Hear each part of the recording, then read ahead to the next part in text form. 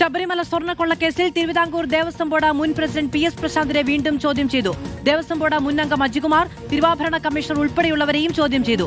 2025 ദ്വാരപാലക ശില്പപാളികൾ വീണ്ടും സ്വർണം പൂശാൻ കൊണ്ടുപോയതിലെ പ്രത്യേക അന്വേഷണത്തിന്റെ ഭാഗമായിട്ടാണ് ചോദ്യം ചെയ്യൽ. തിരഞ്ഞെടുപ്പ് കാലത്ത് അനങ്ങാതിരുന്ന ശബരിമല സ്വർണ്ണക്കൊള്ളക്കേസിലെ SIT വീണ്ടും പണി തുടങ്ങി. ദേവസ്വം ബോർഡ് മുൻ പ്രസിഡന്റ് പി എസ് പ്രശാന്തിനെയും പ്രശാന്തിനൊപ്പം അംഗമായിരുന്ന അജികുമാറിനെയും വീണ്ടും ചോദ്യം ചെയ്തു.